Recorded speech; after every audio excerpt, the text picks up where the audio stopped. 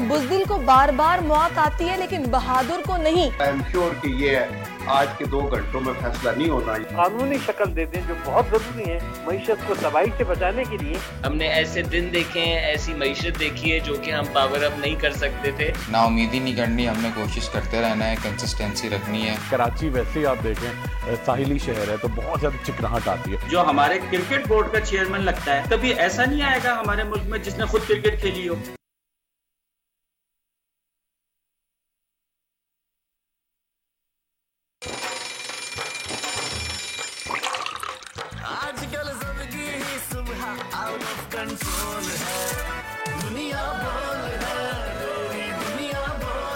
अस्सलामुअलैकुम नाज़रीन, प्रोग्राम में आपको खुशामदीद कहेंगे। मैं हूं आपके साथ सहरिश ज़ुहैब। सुबह खैर पाकिस्तान। आज अगस्त की 9 तारीख है और जश्न आज़ादी में अब सिर्फ 5 रोज़ बाकी रह गए हैं और तैयारियां इस वक्त ज़ोरों शोर से जारी हैं। और आपको पता है कि सिमनिया भी तहलील आज हो जानी है, तो आज का दिन काफ़ी डेवलपमेंट से भरपूर, हैपनिंग से भरपूर होगा। बोल आपको गाहे बगाहे अपडेट रखेगा। और आज की अच्छी बात अब शामिल करते हैं। बरे सगीर के अजीम लीडर मोहम्मद अली जिन्ना की हमशीरा का एक कॉल है। मोहतरमा फातिमा जिन्ना ने फरमाया कि बुज़दिल को बार बार मौत आती है लेकिन बहादुर को नहीं। जब तक हर शख्स अपने फरीजे को अदा करने का अज़्म ना करे, कौम तरक्की नहीं कर सकती। जो स्ट्रॉन्ग डिटर्मिनेशन है ये बहुत ज़रूरी है। जब तक ये नहीं होगा, मोटिवेशन नहीं होगी, आपका अज़्म जो है मजबूत नहीं होगा, आप तरक्की नहीं कर सकते। तो ये कुंजी है कामयाबी की। अगर आप ये जहन में रखेंगे तो इंशाअल्लाह कामयाबी आपके कदम चूमेगी। इसी अच्छी बात के साथ आज हम प्रोग्राम का आगाज़ भी करेंगे। और ये भी हम आपको बता दें कि इस वक्त हफीज़ शेख साहब के साथ राब्ते बड़े तेज़ हो चुके हैं और आगे निगरान सेटअप बनना है। तैयारियां उसकी भरपूर हो रही हैं। आज शाम को शाइया भी होगा, ग्रुप फ़ोटो सेशन भी होगा, आज असेंबलियाँ तहलील हो जाएंगी, फिर केयर टेकअप सेटअप और इंशाल्लाह फिर मुल्क आगे इलेक्शंस की तरफ जाएगा। अब शामिल करते हैं बड़ी खबर। निगरान वज़ीर आज़म कौन होगा, फैसले की घड़ी आ गई। नाम को हतमी शक्ल देने के लिए अपोजिशन लीडर और वज़ीर आज़म की बड़ी बैठक आज होगी। अगर नामों पर इत्तेफाक ना हुआ तो मामला पार्लिमानी कमेटी में जाएगा। मईशत पर मंडलाते खतरे के बादल। पाकिस्तान स्टॉक एक्सचेंज में पिछले हफ्ते की तेजी के बाद अचानक मंदी, इसकी आखिर वजूहात क्या हैं, ये हम जानने की कोशिश करेंगे। एशियन हॉकी चैंपियंस ट्रॉफी के सेमीफाइनल में रसाई के लिए शाहीनों ने कमर कस ली। पाकिस्तान आज भारत से टकराएगा। मुकाबले में जीत या बराबर रहने की सूरत में पाकिस्तान सेमीफाइनल के लिए क्वालिफाई कर सकता है। और वर्ल्ड मार्शल आर्ट्स में पाकिस्तान की बड़ी कामयाबी। वर्ल्ड मार्शल आर्ट्स में पाकिस्तान के दिलावर खान ने अमरीकी एथलीट को धूल चटाकर गोल्ड मेडल जीत लिया। फख्रे पाकिस्तान दिलावर खान आज होंगे दुनिया बोल है के मेहमान। ये हैं जनाब वो तमाम बड़ी खबरें जिन पर डिटेल में आज प्रोग्राम में बात होगी। अब आ जाते हैं ट्रेंड्स की तरफ, जो कि हमारा मामूल है। हम आपको बताते हैं कि ट्विटर पर आखिर क्या चल रहा था, लोग किस बारे में बातचीत कर रहे थे। तो हैशटैग जो कि ट्रेंड कर रहा था वो है केयर टेकर पीएम, यानी कि निगरान वज़ीर आज़म के सोशल मीडिया पर भी चर्चे हो रहे हैं। निगरान वज़ीर आज़म के हवाले से अब तक कोई हतमी नाम तो सामने नहीं आया। अब इत्तेहादियों में बातचीत चल रही है। उम्मीद है कि आज नाम फाइनल कर लिया जाएगा। आज वज़ीर आज़म और अपोजिशन लीडर 3-3 नाम लेकर बैठेंगे। अगर इत्तेफाक ना हुआ तो फिर ये मामला पार्लिमानी कमेटी में जाएगा। इस ट्रेंड में अब तक हज़ारों सारिफीन ट्वीट्स कर चुके हैं और अपनी अपनी राय का इजहार कर रहे हैं कि नाम क्यों नहीं आ रहा, नाम आ जाना चाहिए था, क्या कोई इख्तलाफ है या फिर ये मामला आगे पार्लिमानी कमेटी को ही जाएगा। इसी पर डिस्कशंस हो रही हैं। दूसरा जो ट्रेंड है वो है मरियम नवाज़, ये ट्रेंड में शामिल है। और मुस्लिम यूथ फेडरेशन की तंजीम 9 के हवाले से इजलास हुआ, जिसमें मरियम नवाज़ ने फेडरेशन के ओहदेदारों के लिए 5 घंटे तक तफसीली इंटरव्यू खुद किए। इस ट्रेंड में सारिफीन मुस्लिम लीग नून की नायब सदर मरियम नवाज़ से मोहब्बत का इजहार कर रहे हैं, जबकि ट्रेंड में अब तक लातादाद सारिफीन ने ट्वीट्स किए हैं। तो बड़ी अच्छी बात है कि उन्होंने यूथ को जनाब खुद से कन्विंस करने की कोशिश की है, या फिर उनको जानना है कि क्या सोच ये रखते हैं। खुद से इंटरव्यूज़ किए और काफ़ी तवील इंटरव्यूज़ थे जिन पर उनसे मोहब्बत का इजहार है। और अब हम बात करते हैं, हुकूमत आज शाम को रुखसत हो रही है और मैंने जैसे कि आपको पहले बताया कि नाम अभी फ़िलहाल सामने नहीं आया। काबीना का अलविदाई इजलास आज बुलाया गया है। आज शाम को कहा जा रहा है कि निगरान सेटअप और निगरान वज़ीर आज़म के नाम फाइनल हो जाएंगे। जिन नामों को शॉर्टलिस्ट किया गया उनमें से एक का बाकायदा ऐलान आज मुतवक्की है। इस वक्त नून लीग के सेनेटर कैसर साहब हमें ज्वाइन कर चुके हैं, उनसे भी मैं बात करूंगी। सेनेटर अब्दुल कयूम साहब ने हमें ज्वाइन करना है। दूसरी तरफ असेंबलियाँ तहलील करने के लिए सदर ममालिक को एडवाइस भी आज और साल होगी, और बताया जा रहा है कि आज शाम को एक फ़ोटो सेशन होगा जिसमें पूरी काबीना खड़ी होगी, और ये लम्हात होते हैं, यादगार लम्हात। ज़ाहिर है अलविदाइया तकरीब होगी जिसमें सब एक दूसरे से अच्छे से मिलेंगे। सेनेटर अब्दुल कयूम साहब भी हमें ज्वाइन कर चुके हैं, उनको खुशामदीद कहेंगे। अस्सलाम वालेकुम कयूम साहब। जी वालेकुम अस्सलाम। कयूम साहब, क्या बताएंगे आप, ये आखिर इतना वक्त क्यों लग रहा है? हम तो एक्सपेक्ट कर रहे थे कल शाम को नाम का ऐलान हो जाएगा। यार देखें, कल में और आज में कोई खास फर्क नहीं है। मेरे ख्याल में मौजूदा हुकूमत यही चाहती है कि हमारी असम्बली का टाइम पूरा हो तो हम साथ ही अनाउंस कर दें। मेरे ख्याल में इन्होंने होमवर्क तो किया होगा ना ऑलरेडी पहले से। अभी जाहिर तो ये किया जा रहा है कि आज फाइनल नेगोशिएशन होगी, लेकिन मेरे तो ख्याल में इनकी आपस में नेगोशिएशंस वगैरह का सारा हो चुका होगा, और उसके बाद ये फैसला भी हो चुका होगा कि क्या करना है, और आज उसकी फॉर्मेलिटी होगी। तो असूली तौर पे भी ये होता है कि जब एक हुकूमत सिटिंग बैठी हो तो दूसरे प्राइम मिनिस्टर का ऐलान आप कर दे तो फिर वो सिटिंग डक बन जाती है। तो इसलिए इनका ये ख्याल होगा कि जब हमारा टेन्योर ख़त्म हो रहा है, बिल्कुल आज शाम को 5 साढ़े 5 बजे ये फ़ोटो सेशन करेंगे, और दिन को या आफ्टरनून को अनाउंस हो जाएगा, और वो कल या शाम को ही हलफ अपना ले लेंगे और फिर अपनी काबीना बना। लेकिन आप ये कह रहे हैं कि ये सब कुछ फाइनल हो चुका होगा, लेकिन मैंने कल ही इंटरव्यू देखा है वज़ीर आज़म शहबाज शरीफ का, उन्होंने कहा कि जी अभी फाइनल नहीं हुआ, और दूसरा फिर आज राजा रियाज साहब से फिर से उनको मुलाकात करनी पड़ रही है। तो अगर तो इत्तेफाक राय के साथ ये फाइनल हो चुका हुआ है आपके जैसे कि कहना है, तो फिर तो ऐलान भी हो जाना चाहिए था, फिर वजह क्या है ताखीर की? या मैंने आपको ये बताया ना कि वो फिर अननेसेसरीली अगर बहुत पहले आप किसी चीज को अनाउंस कर देना तो सारी तवज्जो फिर एक तरफ से हट के दूसरी तरफ हो जाती है। कई दफा ये मुल्की मफाद में भी होता है। हुकूमत जो कर रही है वो अपने लास्ट मिनट तक अपनी इफेक्टिवनेस को कायम रहना चाहती है। मेरी अपनी ये सोच है कि आई एम श्योर कि ये आज के 2 घंटों में फैसला नहीं होना, ये चंद घंटों में, ये तो बड़ी देर से इसके ऊपर डिलिब्रेशंस हो रही होंगी। फिर कयूम साहब, अगर आपको पता है कि ये सब कुछ तय पा चुका है, अभी ऑफिशियली ऐलान वो नहीं कर रहे, ठीक है, सबकी तवज्जो फिर एक तरफ हो जाएगी, नाम बताएंगे क्या है? ऑनेस्टली मुझे तो नहीं पता ना, मैं ये तो नहीं हो सकता कयूम साहब कि आपको नाम मालूम। हाँ, नहीं बाखुदा मुझे ऑब्वियसली नोबडी इज प्रिवी, और ये अच्छी बात है कि इन्होंने अपने साथ अपने जो कार्ड्स हैं वो छाती से लगा के रखे हुए हैं, तो आज बता देंगे ना। But this not a big deal. किसी एक बंदे को केयर टेकर बनाना है 12 हफ्ते के अंदर, या थोड़ा टाइम ज्यादा, अगर वो मरदमशुमारी वाला मसला है तो 3 महीने नहीं तो 5 महीने। बट इन एनी केस आपको पता है कि मार्च के 10-11 को सेनेट के इलेक्शंस होने हैं, खत्म होगी, तो उससे पहले फरवरी तक, मेरे ख्याल है एंड फरवरी या फरवरी के दरमियान तक ये इलेक्शन हो जाने चाहिए, ताकि सारी असम्बलियां हों और फिर सेनेट के भी इंतखाबात हो जाएं। तो अच्छा, हम यहाँ पे एक और बड़ी मजे की बात की है ख्वाजा आसिफ साहब ने, मैं चाहूंगी कि जरा उस पर थोड़ी सी आप भी लबकुशाई करें। उन्होंने कहा है कि हो सकता है कोई ऐसा शख्स हो जिसका नाम फहरिस्त में शामिल ही ना हो, यानी कि उसको शॉर्टलिस्ट ही ना किया गया और फिर अलग ही एक नाम आ जाए, तो फिर मुझे तो नहीं लगता कि उस पर इत्तेफाक राय होगा, उस पर इख्तलाफ भी हो सकता है। अगर उस पर बात ही नहीं हुई और वो बिल्कुल हट के एक नाम आ गया। नहीं, देखें, वो जब ये कहते हैं ना कि एक ऐसा बंदा आ जाए जिसका कहीं नाम ना आया हो, तो दैट मीन्स कि जो प्रेस में स्पेकुलेटिव होता है, कोई दर्जन से ज्यादा लोगों के नाम फिर रहे हैं, तो उसके अलावा कोई नाम हो, तो इसका ये मतलब नहीं कि उसके ऊपर डिस्कशन नहीं हुई होगी।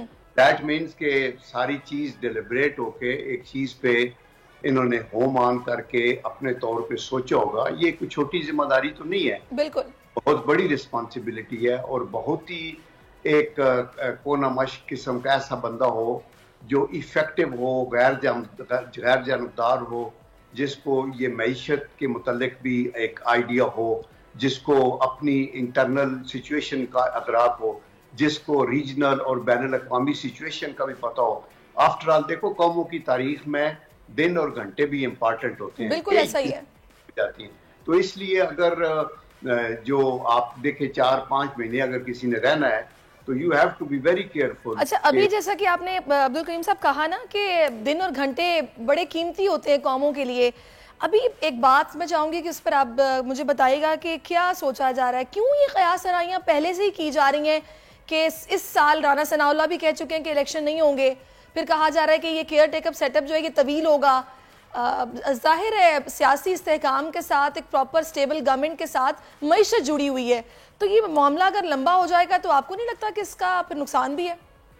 या देखें, बहुत लंबा तो नहीं होना चाहिए, ना होगा मेरे ख्याल में, लेकिन चूंकि अभी जो मरदमशुमारी या सेंसस के ऊपर ये जो काउंसिल ऑफ कॉमन इंटरेस्ट ने एक मुत्तफिक का फैसला किया है कि हमें नई मरदमशुमारी पे जाना चाहिए, जो कि ठीक बात भी है। आपने इतना काम किया हुआ है, 10 साल के बाद मरदमशुमारी होती है और उसमें सिर्फ वोट ही नहीं गिने जाते, उसमें देखा जाता है कि पूरी कौम का डेटा इकट्ठा होता है। मेरे ख्याल 32 पॉइंट्स होते हैं जिसके अंदर आपकी बेवाएं कितनी हैं, आपके अपाज लोग कितने हैं, गुर्बत क्या है, तालीम का क्या म्यार है, हेल्थ की क्या चीज़ें हैं, बहुत सी चीज़ें होती हैं। तो वो डेटा अगर आपके पास रेडी है तो उसके मुताबिक उसको ओके करके, और जब आप ओके करें तो आईनी तौर पे जब ओके हो जाए तो फिर नेक्स्ट इलेक्शन उसी पे होना चाहिए। तो ये भी एक कॉन्स्टिट्यूशनल रिक्वायरमेंट है, कोई बंदा भी कॉन्स्टिट्यूशन से मावरा कोई काम नहीं कर सकता। तो ये मतलब है कि इंशाल्लाह beginning of the next year ये हो जाएगा। That is what everybody is saying. सही। अच्छा, अब आ जाते हैं थोड़ा सा आगे। एक तो बड़े मियां साहब की वापसी, जो आपके दीगर साथी हैं वो ये बता रहे हैं कि कैंपेन से पहले हो जाएगी और इंशाल्लाह वो कैंपेन में होंगे, ऐसा ही है? या फॉर श्योर। देखें, अगर वो एक सियासी एक फिगर हैं और उन्होंने आके लीड करना है, वही पार्टी के लीडर हैं, पार्टी सारी उनके इर्द गिर्द घूमती है, वोट बैंक उनका है, तो जब अगर आके उन्होंने सियासी मैदान में रहना है तो फॉर श्योर वो अभी फौरी तौर के ऊपर उनका एक ऐसा अरेंजमेंट होगा कि वो आ जाएंगे और वो लीड करेंगे अपनी पार्टी। अच्छा अब्दुल कयूम साहब, मैं शहबाज शरीफ साहब का बयान सुन रही थी, उन्होंने कहा कि हमने सियासत कुर्बान कर दी रियासत बचाने के लिए। दैट मीन्स कि आपने इस टाइम में कुछ ऐसे सख्त फैसले किए हैं कि जिससे आप लोगों को लग रहा है कि कुछ आपको तनकीद का सामना भी रहा। महंगाई सबसे पहले है, जाहिर है वो चल रही है, तो क्या नैरेटिव लेके अब आप आवाम में आप लोग जाएंगे? कुछ सोच रहे हैं कैंपेन किस नारे पर चलेगी? देखिए, ये तो बात ठीक है कि हमारे इस दौर के अंदर जब ये पीडीएम का दौर था, ये एक मुस्लिम लीग की हुकूमत तो नहीं थी ना, और उस पीडीएम के दौर में महंगाई बढ़ी है, पेट्रोल की कीमतें चढ़ी हैं और हालात, और बैनुल-अक़वामी जिन लोगों को अदराक है मईशत का, उनको पता है कि बैनुल-अक़वामी तौर के ऊपर एक रिसेशन है, फिर रीजन के अंदर इम्पैक्ट है, फिर तेल की कीमतें भी फिर ऊपर जानी शुरू हुई हैं, फिर आपके ये पुराने डेट्स हैं जिसकी वजह से आप IMF के है। तो आप लोगों की इंटेलिजेंस को हम अंडर एस्टिमेट नहीं कर सकते। ये ठीक है कि वो हिट हुए हैं, लेकिन उनको ये भी समझ है कि ये जो पहले क्या हो रहा था, किधर जा रही थी गवर्नमेंट। तो जब शहबाज शरीफ साहब कहते हैं कि हमने रियासत के लिए सियासत को कुर्बान किया है, तो ये राइटिंग ऑन दी वॉल थी ना कि मुल्क डिफॉल्ट की तरफ जा रहा है और आप टेक ओवर कर रहे हैं, और अगर आपने इसको बचाना होगा तो आपको बहुत से पेट पे पत्थर बांधने की जरूरत पड़ेगी, और उसका सियासी तौर के ऊपर नेगेटिव इम्पैक्ट होता है। बिल्कुल ऐसा ही है।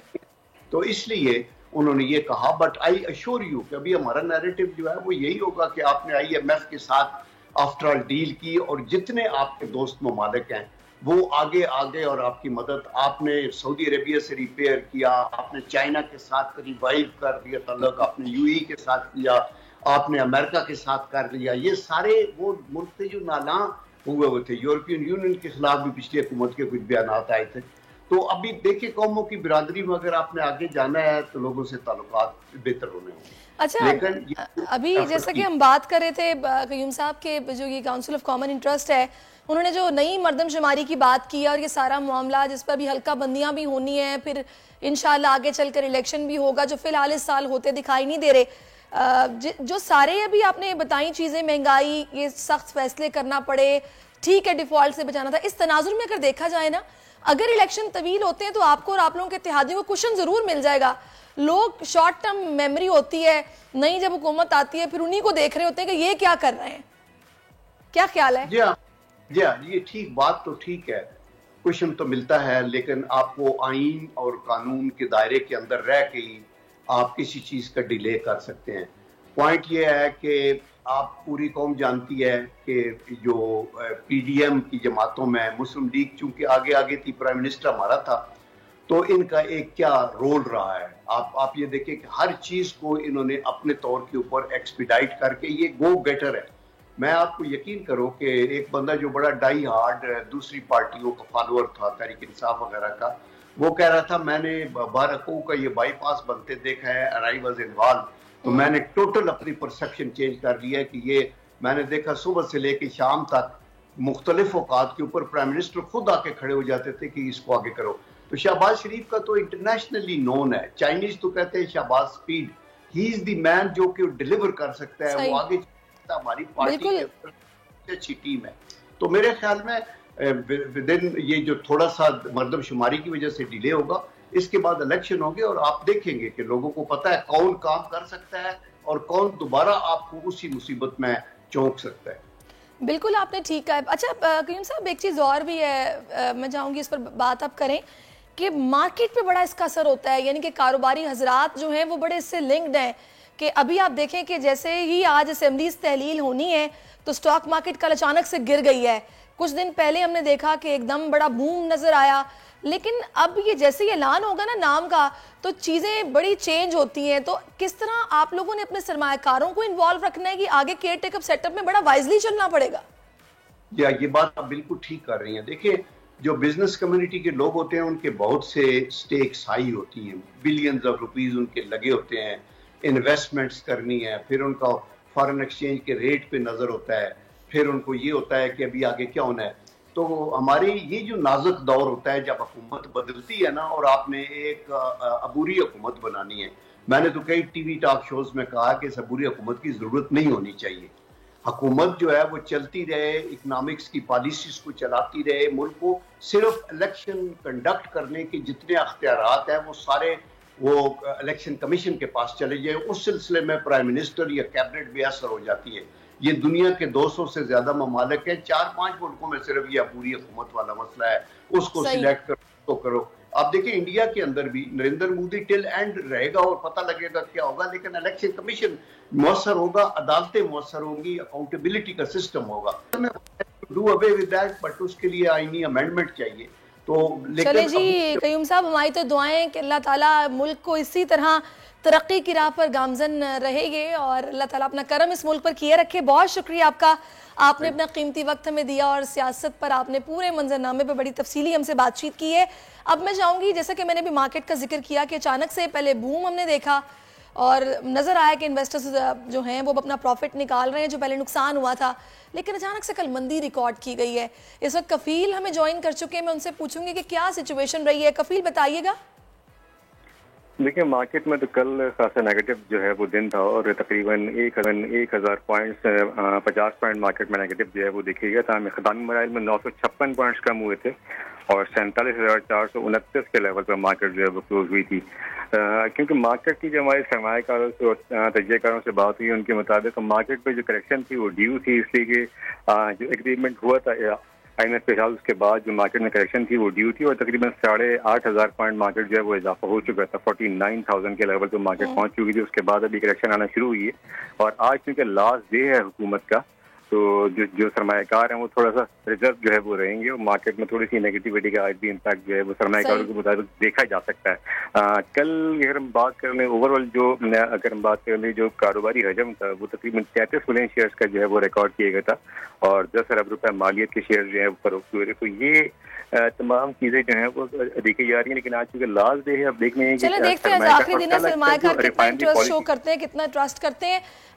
इस वक्त हमें शाहिद हसन सिद्दीकी साहब जो कि इकोनॉमिक एक्सपर्ट हैं वो ज्वाइन कर चुके हैं, उनसे जानते हैं कि आखिर ये क्या वजह हुई, ये जो अचानक से मंदी आई है, क्या इस पर वो अपनी राय देंगे। शाहिद साहब अस्सलाम वालेकुम।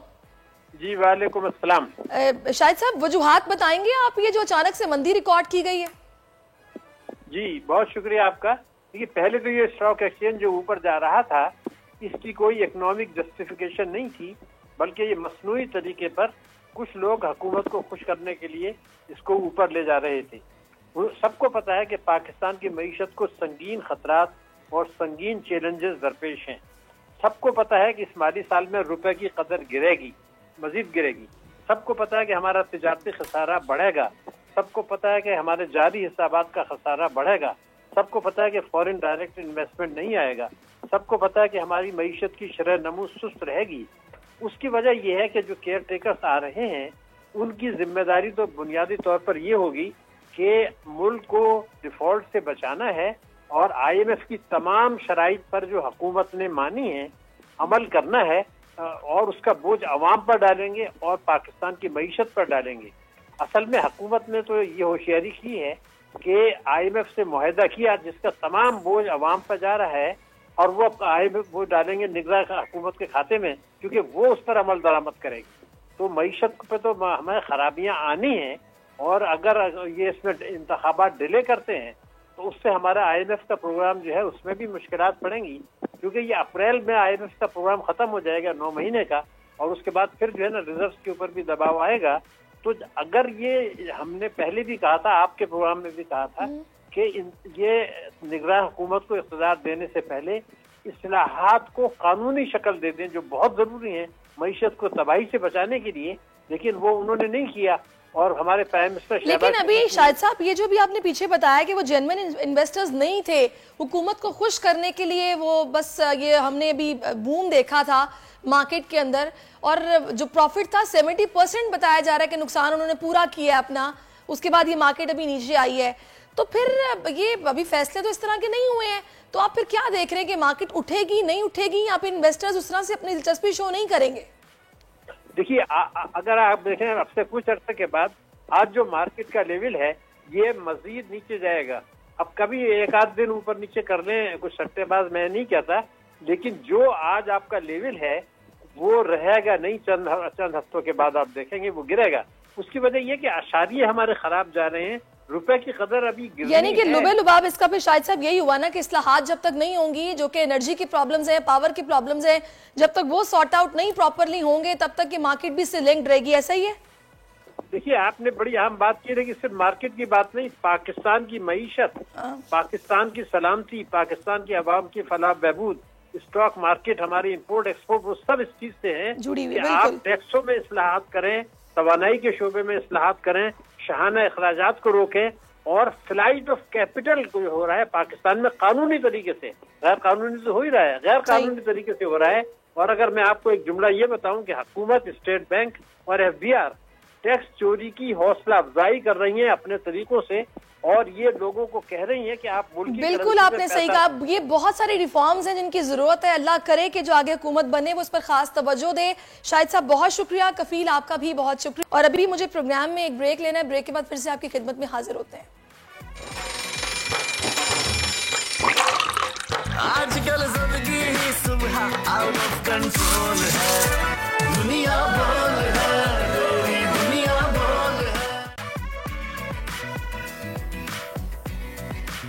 ब्रेक के बाद आपको एक बार फिर से खुशामदीद कहेंगे। पाकिस्तान का यौम आज़ादी जैसे जैसे करीब आ रहा है, हम देख रहे हैं कि बच्चों और बड़ों में जोश और जज्बा बढ़ता चला जा रहा है। स्टॉल्स पर रश लग चुका है और गलियां बाजार जो हैं वो सब्ज परचम से भर चुके हैं। स्टॉल्स पर खरीदारों का रश तो है, कहीं मिली नगमों की गूंज है तो कहीं चिरागे की तैयारियां की जा रही हैं। ये कराची तक, खैबर तक हम देख रहे हैं कि जश्न की तैयारियां भरपूर हो रही हैं और अभी से बिल्डिंग्स पर लाइट्स भी लगना शुरू हो गई हैं, जो कि अब 4-5 दिन तो जलती रहेंगी। बड़ा अच्छा लगेगा रात में अगर हम बच्चों को लेकर बाहर निकलें या फिर खुद भी अगर आप निकलें बच्चों के बगैर भी इंजॉय करने के लिए, तो बड़ा वो प्यारा नज़ारा होता है जो देख के अच्छा लगता है।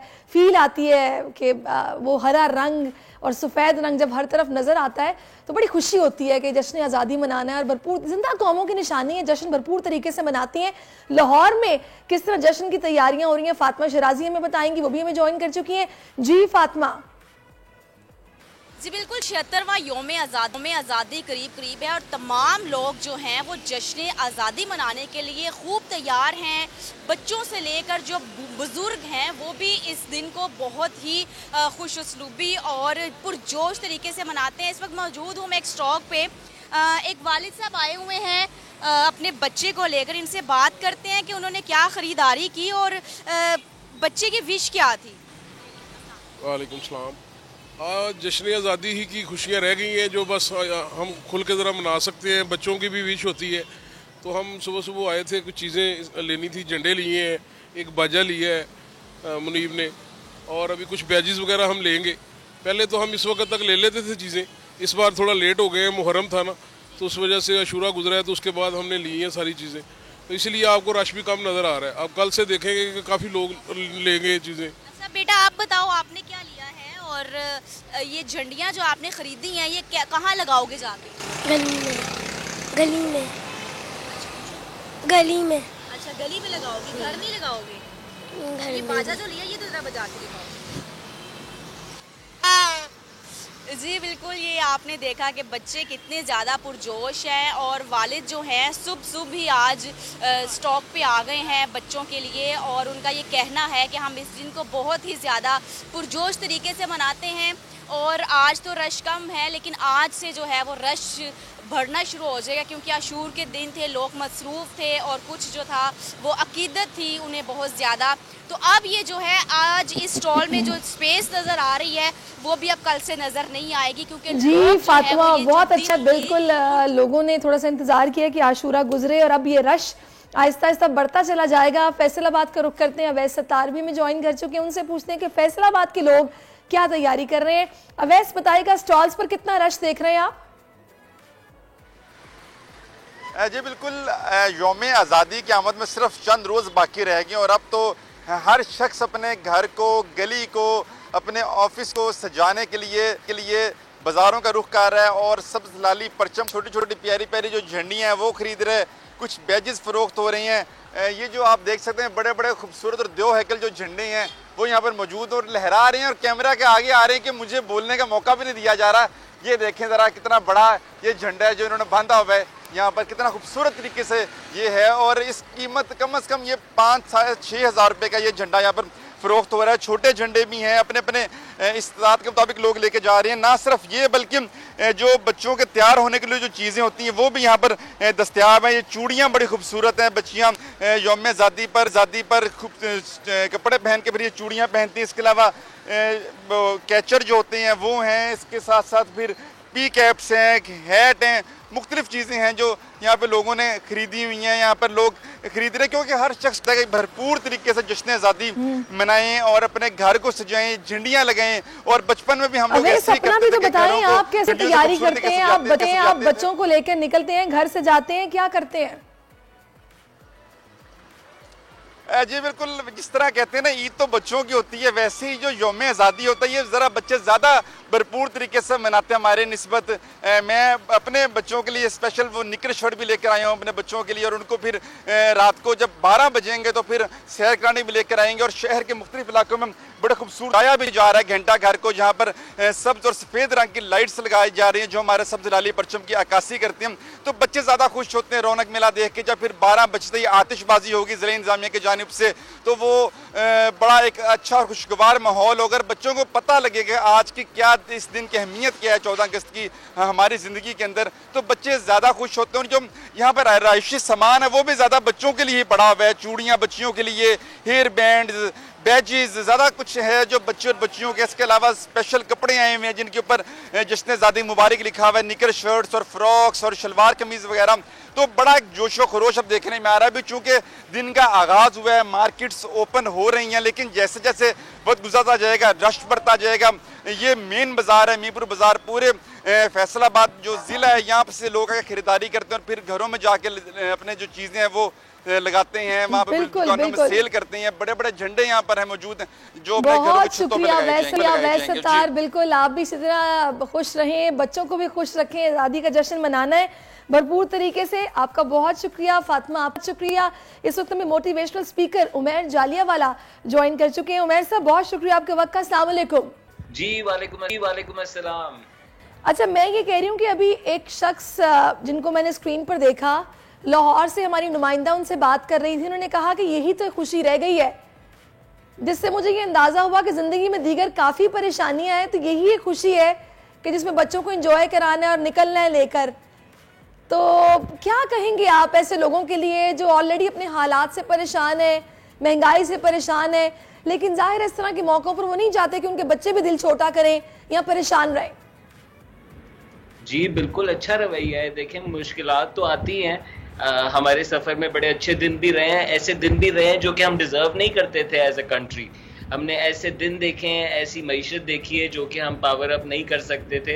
तो जब बुरे दिन आते हैं तो उसमें भी दिल छोटा नहीं करना चाहिए, और यकीनन बच्चों के लिए उम्मीद का बड़ा अच्छा जरिया होता है उनको बाहर लेके निकलना। जो हम, अगर आप 14 अगस्त के हवाले से ये बात कर रही है, तो जो हम जश्न मनाते हैं, लाइटें लगती हैं, चिरागा होता है, झंडे लगते हैं, तो मुझे तो बड़ी खूबसूरत याद है, अपने बचपन की याद है, और मैं भी चाहूँगा कि अपने बच्चों को लेके निकलूँ, तो बिल्कुल निकलना चाहिए, वाई नॉट। नहीं, और दूसरा मैं चाहूंगी उमैर साहब आप थोड़ी सी जरा मेंटली काउंसलिंग तो करें ऐसे लोगों की कि जो अपने हालात की वजह से परेशान है। मतलब जाहिर है निकल रहे हैं बाहर, बच्चे भी मजबूर करते हैं कि नहीं आप चले, जाहिर है वो उस तरह से मामलात को नहीं समझते, लेकिन ज़हनों में उनके वो परेशानियां चल रही होती हैं, बाहर आते भी हैं तो खुल के खुश नहीं होते, बस मजबूरी में चल रहे होते हैं। उनको क्या समझाएंगे आप? बिल्कुल, देखें इसमें हमें क्लियर कट गाइडेंस दो तरीकों से ये मिलती है। एक तो हमारा फेथ हमें ये बताता है, दीन इस्लाम हमें ये बताता है कि जब हम दिल छोटा करते हैं, हम नाउमीदी दिखाते हैं, तो हम कुफर के रास्ते पे चल पड़ते हैं, और हम उसकी ज़ात में यकीन नहीं दिखा रहे। जिसने हमारे रिस्क का जिम्मा लिया हुआ है, जो कि जिम्मेदार है हमारी इज्जत का, उसने हमसे डिमांड की हुई है कि हम काम करें, हम उस पर ईमान लगाएं और हम दिल छोटा ना करें। दूसरा, नफ्सियात हमें ये बताती है कि जब हम ऐसे रवैये अपना लेते हैं और नेगेटिव हो जाते हैं, तो आप जानती हैं कि जो काम बन रहे होते हैं वो भी रुक जाते हैं। अगर आप दुकान चला रहे हैं तो वो बुरी चलती है, अगर आप दफ्तर जाते हैं तो आप उस पर अच्छे नहीं होते, तो यानी जो हो सकता है वो भी नहीं होता, जो मौके नजर आने चाहिए वो भी नहीं नजर आते, हालांकि मुश्किल मौकों में, मुश्किल वक्तों में अच्छे मौके भी खुल रहे होते हैं। बिल्कुल। अच्छा, मैं सर एक चीज और जो मैंने ऑब्जर्व की है, मैं चाहूंगी उस पर भी आप थोड़ी सी बात करें। सॉरी मैंने आपको इंटरप्ट कर दिया, लेकिन ये जज्बाती में हो जाती हूँ इस तरह की बातों पे ना। मैं अक्सर जब किसी ऐसी फैमिली को देखती हूँ कि जो कि बज़ाहिर काफ़ी परेशान दिखाई दे रहे होते हैं, और छोटे छोटे मासूम बच्चे उनके साथ होते हैं, और आई नो कि बच्चे तो बिल्कुल फरिश्ते होते हैं, उनको नहीं पता क्या चल रहा है या माँ बाप किस परेशानी से गुजर रहे हैं। हमारे मुआशरे में ये चीज़ बहुत ज़्यादा बढ़ चुकी है कि हम अपने हालात से तंग आके अपनी सारी फ्रस्ट्रेशन अपने घर में निकालते हैं, भले वो अपने लाइफ पार्टनर पर निकालें, भले वो वैसे बोल के निकालें या घर का माहौल ख़राब करके निकालें। इससे बच्चों के ज़हनों पर जो असर पड़ता है वो बिल्कुल नहीं होना चाहिए। बड़ा मुझे दुख होता है। क्या कहेंगे आप, ये कितना गलत है? ये बिल्कुल नहीं करना चाहिए। जी, बहुत बुरा असर है और जिंदगी भर उनके साथ रहता है। आप जानती हैं कि माँ बाप जो करते हैं वो बच्चों का पहला स्क्रिप्ट है उस कागज के ऊपर कि कैसे होना है, फैसले कैसे करने हैं। पहले रिश्ते होते हैं मर्द के साथ, औरत के साथ, जो हमारे माँ बाप के साथ होते हैं, तो इसका बड़ा अहम इम्पैक्ट है। और देखें, बच्चों को फ़र्क नहीं पड़ता। बच्चे, आप कह रही हैं समझते नहीं हैं, बच्चे बिल्कुल समझते हैं। बच्चे डीपेस्ट इमोशंस, रवैये समझते हैं, लेकिन हालात क्या चल रहे हैं, उनकी संगीनी क्या, ये तो नहीं समझते हैं अगर माँ बाप उनसे बात करें। और मैं आपको ये बताना चाहता हूँ कि बच्चों की तरबियत में तो आपके मसाइल बड़ा ब्लेसिंग का रुतबा रखते हैं। अगर पॉजिटिव बिहेव रखा जाए, अगर आप पॉजिटिवली उस पर रिस्पॉन्ड करेंगे माँ बाप के तौर पे, तो आपके बच्चे बहुत कुछ सीखेंगे। उनके अंदर ऐसी किरदार की चीजें आएंगी कि कल को जब वो मुश्किलात में आएंगी तो उन्हें याद होगा कि उनके फादर ने कैसे रिस्पॉन्ड किया, उनकी मदर ने कैसे रिस्पॉन्ड किया। और आपकी आपस की लड़ाई, आपका अगर घर पे आके अपना गुस्सा निकालना, घर के हालात भी अगर आप खराब कर दें, आप सोचें दफ्तर आपका वैसे ही नहीं चल रहा है, या उस पे आप नहीं कमा पा रहे जो आप कमाना चाहते हैं, दुकान नहीं चल रही, अब घर जो चल रहा है जो कि आपको खुशी दे सकता है, आपकी ताकत बन सकता है, आप उसको भी खराब कर रहे हैं। तो आप सोचें कि आपकी जिंदगी मजीद खराब होती जाएगी, फिर आपका सिर्फ इलाज दवाइयों में होगा, बुरे हालात में, और ये नेगेटिव थिंकिंग जो है आप पे, स्ट्रेस जो है डिप्रेशन में कन्वर्ट हो जाता है। सही कह रहे हैं। अच्छा उमैर साहब, एक बात मुझे बताइएगा, एक कॉमन बंदा जो कि निटी ग्रिटी में नहीं जाता, इतना पढ़ा लिखा भी नहीं है, उसको आप क्या बताएंगे? एक पाकिस्तानी की बतौर पाकिस्तानी क्या जिम्मेदारी है कि वो अपने मुल्क से मोहब्बत का इजहार कर सके अपने अंदाज में, और जिम्मेदारी के साथ कैसे करेगा? जी, एक तो देखें इसका इमोशनल पहलू है। जब बड़े दिन आते हैं तो हम उस पर एक इमोशनल एक्सप्रेशन भी दिखाते हैं, हम गाते हैं, हम झूमते हैं, हम झंडे लगाते हैं, चिरागा करते हैं, तो वो बिल्कुल होना चाहिए। और वो बड़ा, आप जानती हैं हर ऐसे रिश्ते में, कंपनी के साथ भी होता है तो कंपनी डे पे भी लोग करते हैं, लेकिन साथ एक लॉजिकल रिश्ता भी है रियासत के साथ। सिर्फ रियासत ने हमें देना नहीं है, इसी धरती ने हमें खिलाया भी है, इसी धरती की जिम्मेदारी भी हम पे ऊपर आती है। हम इसका शनाख्ती कार्ड रखते हुए इसके कवानीन से एग्री करते हैं। हमने ओथ लिया है कि हम जो इस मुल्क के कवानीन है उसकी पासदारी करेंगे, तो एक बड़ी मोहब्बत दिखाने का और ज़िम्मेदारी दिखाने का तरीका ये है कि अपने अपने लेवल के ऊपर जो कवानीन है उनको फॉलो करें। वो चीज़ें जो आप इस मुल्क में नहीं देखना चाहते, जिन पे आप ट्विटर पे लिखते हैं, जिन पे आप गालियाँ देते हैं, बेहतर है कि आप खुद वो काम ना करें। आपके इर्द गिर्द हो रहे हो कि आप उन्हें रोकें। तो जब हम सब ये काम करेंगे तो आप जानती हैं बहुत चेंज आता है और फिर आप बड़ा रिवॉर्डेड भी फील करेंगे इसी मुल्क के अंदर। और अगर बात की जाए ना कि मुआशरती एतबार से, तो मेरे ख्याल में कि सबसे पहले हमारी जिम्मेदारी, हमारी वतन से मोहब्बत का तकाजा ये कि हम उसको साफ सुथरा रखें। हम लोग पता नहीं क्यों इस चीज़ को भूल जाते हैं। हाँ, हमारे ईमान का भी हिस्सा है, सफाई निस्फ ईमान है, कि हम लोग भूल जाते हैं कि हमारा अपना मुल्क है। अगर हम इससे प्यार नहीं करेंगे तो जाहिर है कोई बाहर से आके तो नहीं करेगा, उसके लिए तो पराया मुल्क ही है। लेकिन हम कचरा सड़कों पर फेंकते हैं, अपने गली मोहल्लों में फेंकते हैं, और हम बिल्कुल दरेक ही नहीं करते कि कोई गुजरेगा फिसल सकता है या मक्खियां मच्छर गंदगी फैलेगी। आप देखें ना, एयरपोर्ट पे नहीं फेंकते, यही पाकिस्तानी दुबई चले जाए नहीं फेंकते, छावनियों में नहीं फेंकते, अच्छे मॉल्स में जाके नहीं फेंकते। तो यानी कि माहौल का असर है हमारे ऊपर। तो अगर हम अपनी गलियों को साफ कर दें और उन पे अच्छा इस 14 अगस्त पे अगर हम डस्टबिन लगा दें, जो चीज़ साफ हो जाती है उसको ख़राब करने का दिल किसी का नहीं चाहता, ये भी नफ्सियात है। जो ख़राब होती है उसको हम मज़ीद गंदा करते हैं। तो आपने बिल्कुल अच्छा इशारा किया है कि अच्छा अगर हम सफाई से शुरुआत करें और उससे बड़ा असर आता है। बाहर की सफाई दिमाग की भी सफाई रिफ्लेक्ट करती है। और दूसरा एक चीज़ और जो कि मैं ख़ास तौर पर इंडिपेंडेंस डे के बाद देखती हूँ कि इतनी बेहुरमती समटाइम नज़र आती है कि झंडे गिरे हुए हैं, झंडियाँ गिरी हुई हैं, किसी को पता ही नहीं कि बस गिरी हुई हैं। पता नहीं क्यों लोग इस चीज़ का ख्याल नहीं करते। आपको क्या इसकी वजह समझ आती है उमैर साहब?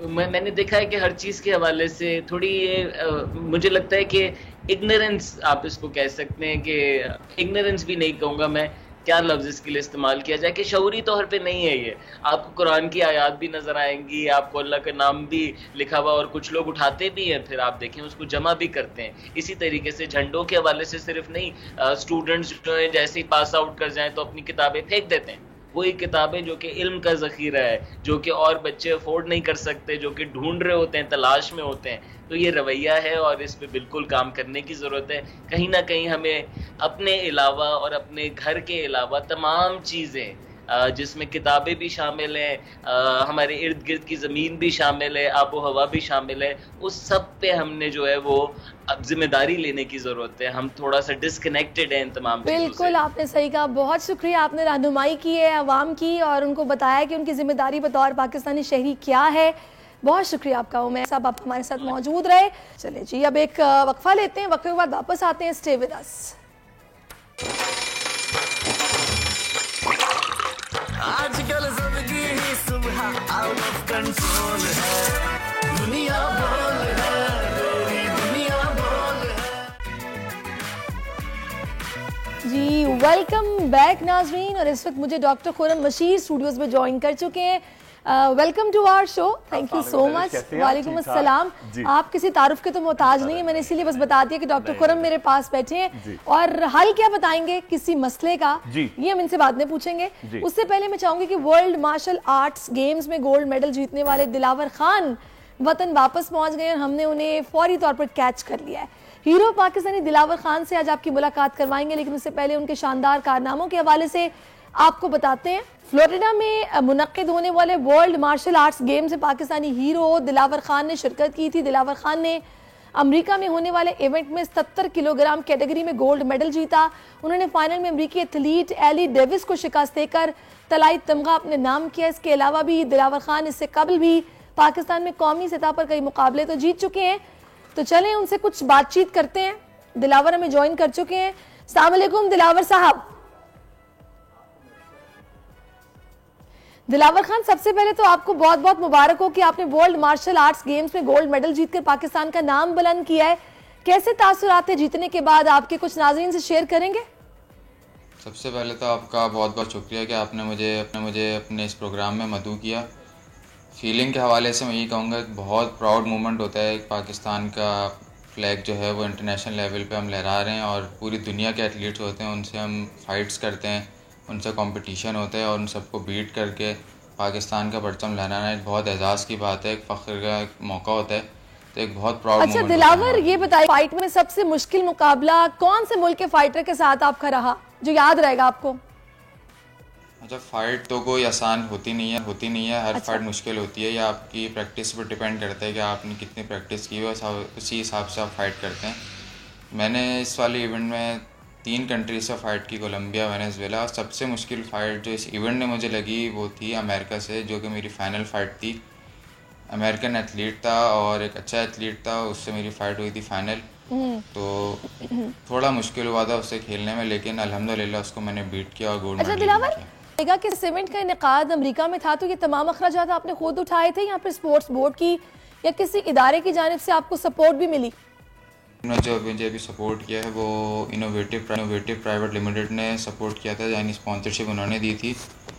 गवर्नमेंट ने इस वाले इवेंट में सपोर्ट नहीं किया, लेकिन फेडरेशन की सपोर्ट थी, एसोसिएशन की सपोर्ट थी, उन्होंने सपोर्ट किया और प्राइवेट स्पॉन्सर ने सपोर्ट किया। तो अल्हम्दुलिल्लाह इस इवेंट में मैंने पार्टिसिपेट किया।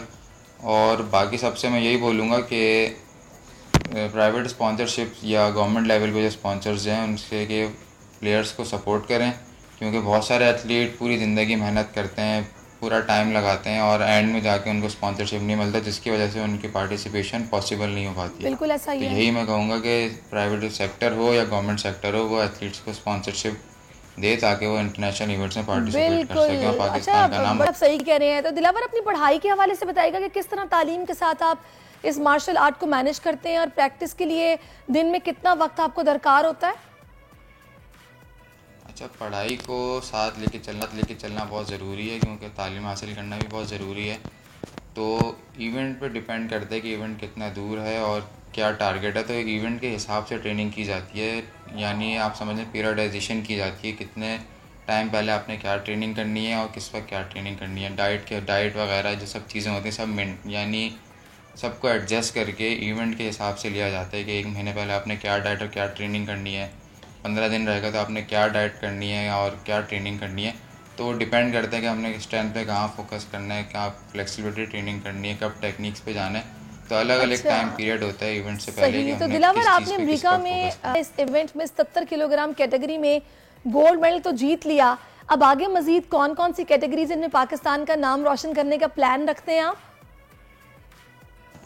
वेट कैटेगरी तो मेरी 77 ही रहेगी, क्योंकि एक वेट कैटेगरी के अंदर अपना जो आपकी रैंकिंग होती है उसको मेंटेन करना होता है।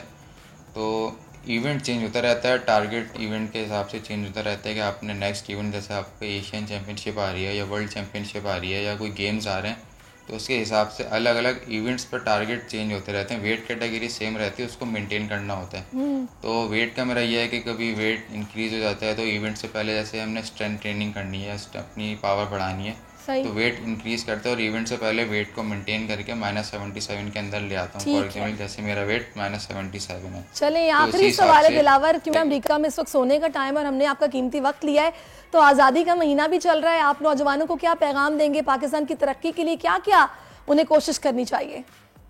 बिल्कुल ऐसा ही है, हमारा आज़ादी का महीना चल रहा है, इंडिपेंडेंस डे है हमारा 14 अगस्त को। तो सब नौजवानों से मैं यही कहूँगा कि दिल बर्दाश्त ना हो, जैसे आजकल एक नाउमीदी हुई है नौजवानों में, ख़ासतौर पाकिस्तान के हालात को देखते हुए, सब चीज़ें देखते हुए, तो नाउमीदी नहीं करनी, हमने कोशिश करते रहना है, कंसिस्टेंसी रखनी है, क्योंकि ऐसा नहीं है कि आप बस चाहेंगे हो जाएगा, आपको थोड़ी मेहनत करनी पड़ती है, कुछ सब्र करना पड़ता है, मेहनत करनी पड़ती है किसी चीज़ को बेहतर करने के लिए। बिल्कुल ऐसा ही है। तो कंसिस्टेंट रहें, अपने काम पे फोकस करें। चलें जी Dilawar, thank for your time और मोर पावर टू यू। ऐसे इसी तरह मुल्क का नाम रोशन करते रहें, भले आप दियारे गैर में हैं लेकिन अपने वतन से मोहब्बत करते हैं, तभी आज आप पाकिस्तान के लिए बैठकर बात कर रहे हैं। बहुत शुक्रिया आपका जी डॉक्टर खुरम, वेरी सॉरी, उनके हमारे मेहमान अमेरिका से all the way from America. हाँ, ऊपर से आपको पता है फिर इस वक्त सोने का टाइम होता है, तो मैंने सोचा कि पहले उनसे बात हो जाए। रात का टाइम और नींद, फिर उनको स्पोर्ट्स के लिए एनर्जी बड़ी चाहिए होती है। अच्छा, मॉनसून आपको पता चल रहा है जी, इतना हब्स है, स्किन पे भी उसके इफेक्ट्स हैं कि ह्यूमिडिटी की वजह से ना एक ऑयल आया रहता है चेहरे पर, फिर आहिस्ता आहिस्ता कुछ हल्की हल्की खुनकी भी बढ़ना शुरू हो गई है। मौसम चेंज हो रहा है, हमने तो एसी बंद कर दिया पिछले 2 दिन से, नहीं लग रही गर्मी। अच्छा, अब मुझे ये बताइएगा कि इस मौसम के एतबार से हम देख रहे हैं कि कुछ लोगों की स्किन पे एक्नी बहुत ज्यादा हो रही है, बिल्कुल, कुछ लोगों की ह्यूमिडिटी की वजह से ऑयली स्किन बहुत ज्यादा हो रही है, शायद ऑयल की वजह से एक्नी होती है। बिल्कुल सही कह रहे हैं। अच्छा देखिए, एक तो लोग हमारे यहाँ समझते हैं जैसे सर में अगर दाने हो रहे हैं, ठीक है, या चेहरे पे दाने हो रहे हैं, तो समझते हैं कि जी हम जो है मुंह ज़्यादा छेड़ेंगे नहीं, सादा पानी से मुंह धो लो, ठीक है। सर पे क्या करें, शैम्पू जो है ज़्यादा नहीं करें, क्योंकि शैम्पू हम करेंगे तो और ज़्यादा सेक्रीशन आएगी, या तेल ना डालें। अच्छा, ये सीबम प्रोडक्शन है, गर्मी होती है, कराची वैसे ही आप देखें साहिली शहर है, तो बहुत ज़्यादा चिकनाहट आती है। पहली कोशिश ये करनी चाहिए आप अपने चेहरे की पूरी आप क्लिनजिंग ज़रूर किया करें।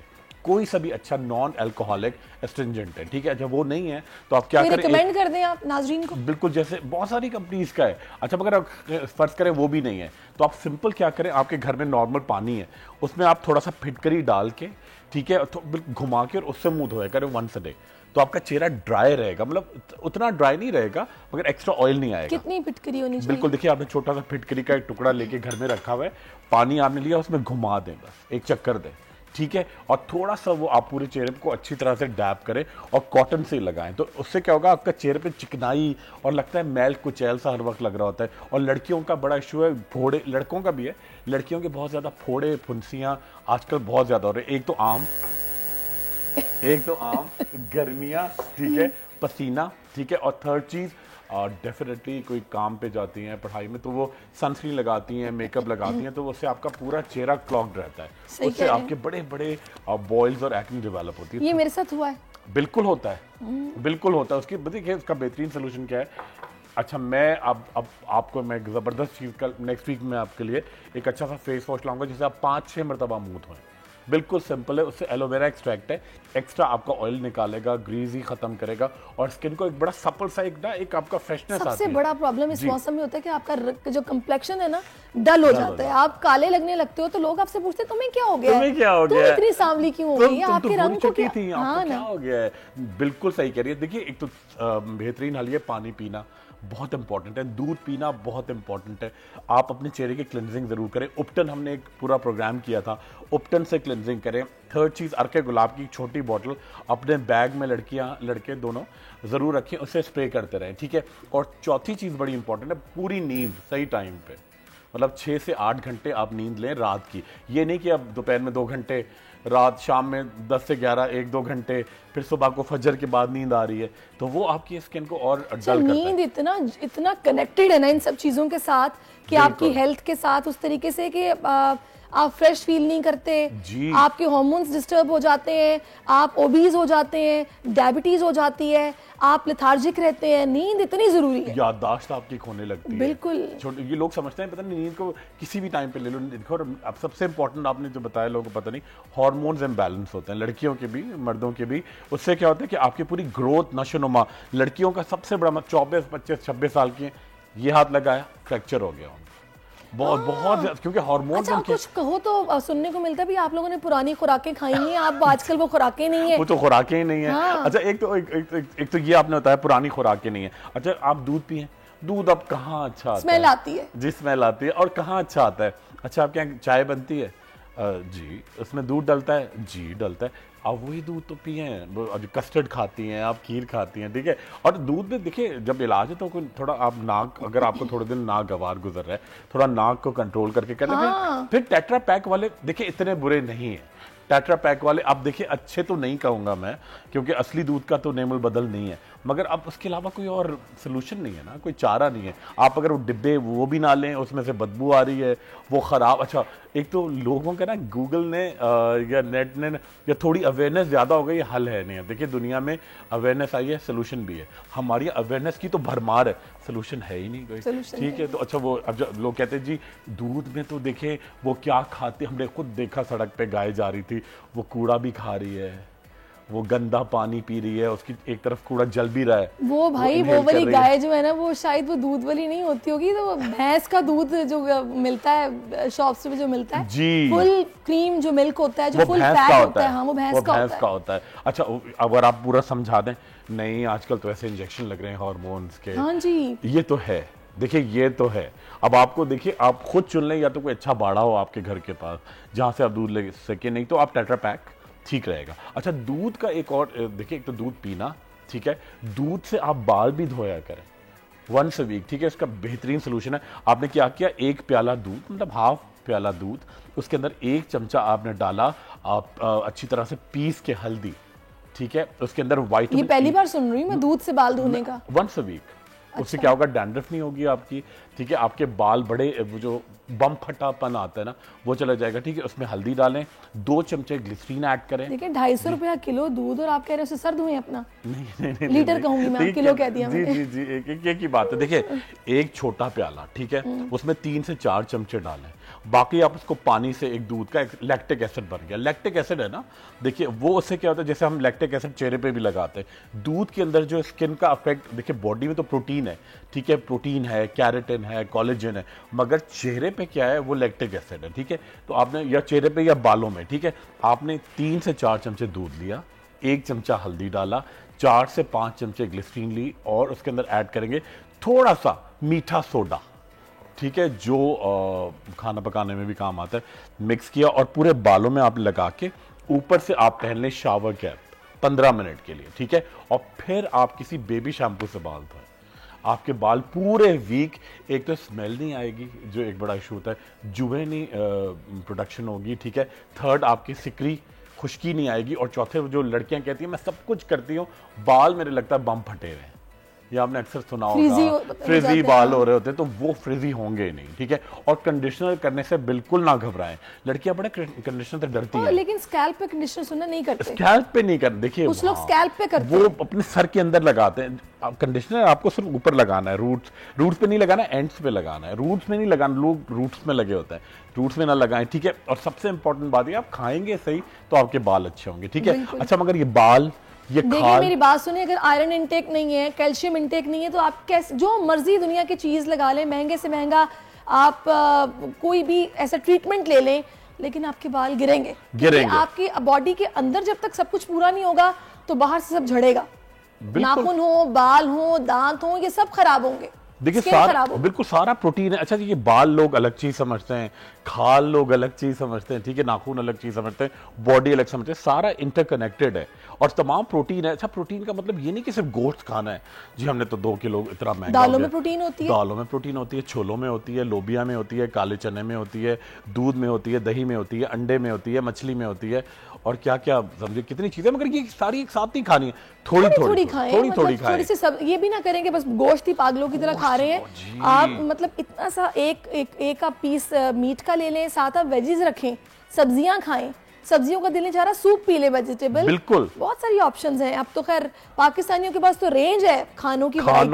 खाना। अच्छा, मैं आपको बताऊं, जो प्रोटीन का एक इशू होता है लड़कियों का, खवातीन के लिए कम से कम इस साइज की 3 से 4 बोटियां, ठीक है, इनफ है एक हफ्ते की प्रोटीन के लिए जो उसे मिलता है। और मर्दों के लिए 8 होती है और डबल होती है, ठीक है। मगर उस लोगों हमारी तो 2-2 किलो 3-3 किलो लोग समझते हैं। अच्छा जी, इसी से आपके लिए मसला भी पैदा। फहीम और मैं दोनों बात कर रहे थे इसी तरह शो में, तो कहते हैं जब 3,500 रुपए की मटन कढ़ाई मंगाएंगे तो उसको छोड़ने को दिल नहीं चाहता ना, फिर कि जाया हो जाएगी। चलो वो तो सही है, वो देखिए कभी कभी तो सही है। देखो कभी कभी मटन कढ़ाइयाँ भी खाएं, कभी कभी अपने आप को धोखा भी दे, मतलब चीट डे होना चाहिए और अब एंजॉय भी करें, हर वक्त नहीं ना। मतलब देखिए कभी कभी, अब ये भी नहीं लोग समझते हैं जी कभी नहीं हाथ लगाना है, कढ़ाई नहीं खानी, ये तो लाइफ है। आप बिल्कुल आप सही कह रहे हैं। अच्छा, अब एक और मसला जिस पर मैं चाहूंगी कि आप बात करें जी। हम सुना करते थे पंखड़ियों जैसे गुलाबी होंठ, आजकल लड़कियों के होंठ गुलाबी नहीं रहे, उनकी रंगत कुछ काले की तरफ जा रही है, काले की तरफ जा रही है। देखिए 5 चीजें बड़ी इंपॉर्टेंट, एक तो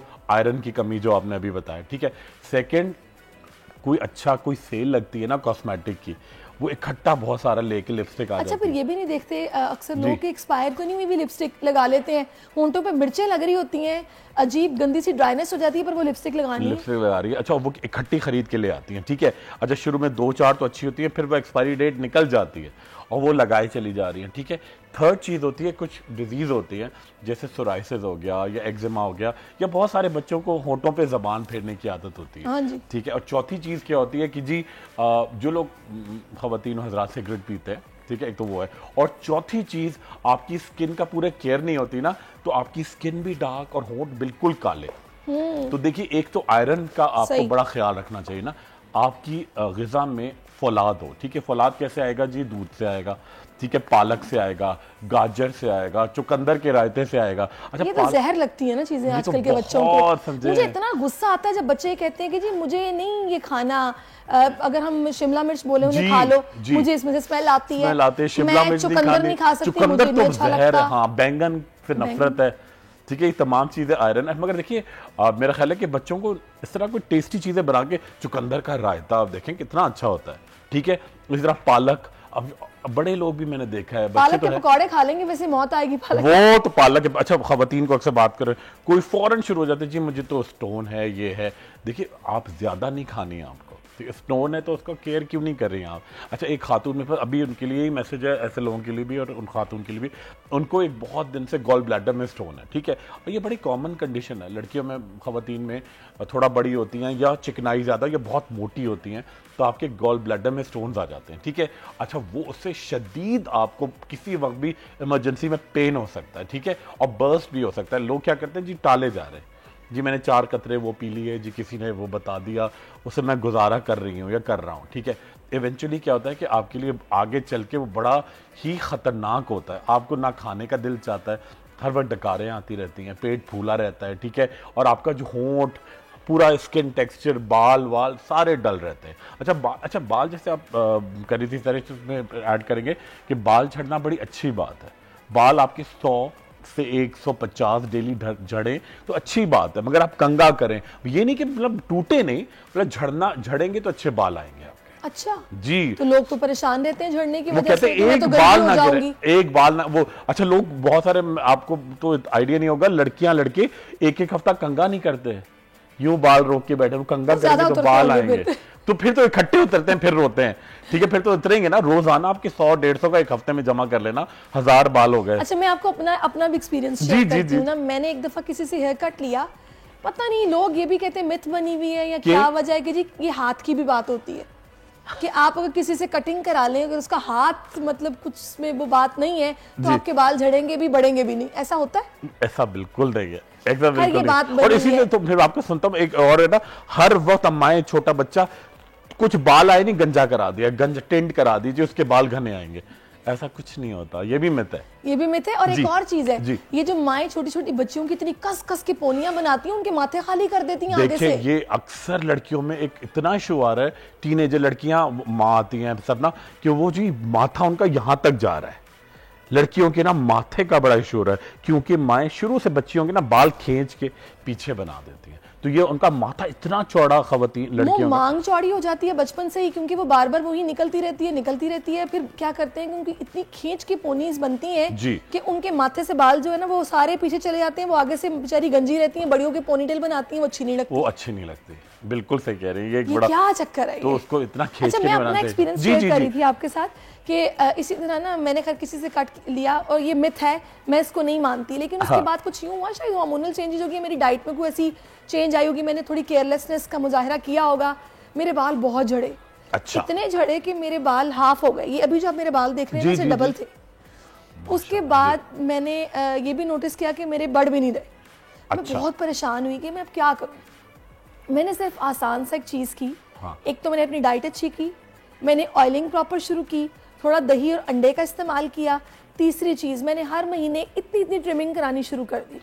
मेरे बाल यहाँ से बढ़ ही नहीं रहे थे, और आप देखिए मेरे बाल कितने लंबे, माशाल्लाह, अब एटलीस्ट उससे तो बड़े, बहुत अच्छे हो गए। अच्छा देखिए, ट्रिमिंग जो आपने बात बताई ना, वो एक तरीके से आप उसको पिंच करते हैं, इरिटेट करते हैं, ठीक है। इसी तरह आप जो पीलिंग करते हैं चेहरे पे, आपको स्किन को इरिटेट करते हैं, जो एक्सरसाइज करते हैं आप बॉडी को इरिटेट करते हैं, जो बच्चे खेलते हैं सड़कों पे, मतलब ग्राउंड, कराची में तो सड़कों पे खेलते हैं, तो ग्राउंड में जो खेलते हैं उनकी बॉडी जो है ना वो इरिटेट होती है। तो आप जितना अपनी बॉडी को थोड़ा दिमाग, पता है हो क्या गया हमारे यहाँ, कुछ एक ट्रेंड भी चला, कुछ एक चेन ऑफ स्कूल्स है, सब है, वो कहते हैं बच्चे को ना ये बिल्कुल कोई मेहनत की जरूरत नहीं है जी, सब ठीक है, सब उसको ना वो उसको मेहनत नहीं करानी, एक्टिविटी जितनी होगी अच्छी बात है, मेंटल एक्टिविटी होना बड़ी जरूरी है, ठीक है। थोड़ा बच्चों को खाने, अब आप शुरू से बर्गर पिज्जा डेली देंगे तो उनका दिमाग एक्टिवेटेड नहीं रहता। ये अच्छा, मैं आपको बताऊं डॉक्टर खुरम, मैंने तो खैर एक ऑयल तैयार किया हुआ है, मैं वही लगाती हूँ। मैंने जो मस्टर्ड ऑयल होता है ना, सरसों का तेल जो आम दुकानों से मिलता है, बिल्कुल मिलता है, उसके अंदर मैंने थोड़ी सी कलौंजी, और थोड़ा सा मेथी दाना डाल के रखा हुआ है, जबरदस्त और वो मैंने बस समझो कि थोड़ी देर के लिए धूप में रख दिया। उसके बाद वो इतना बड़ा जार है, वो इतनी देर चलता रहता है और वो इतना अच्छा ऑयल है वो। और विटामिन डी आप उसका धूप शामिल कर देती हैं। एक काम और कर देना उसमें, अगर जो नारियल होता है ना, नारियल का जो छिलका निकलता है, छिलके के अंदर से एक ब्राउन बाल होते हैं, वो आप एक गट्ठी जो है ना जला के उसमें डाल दें।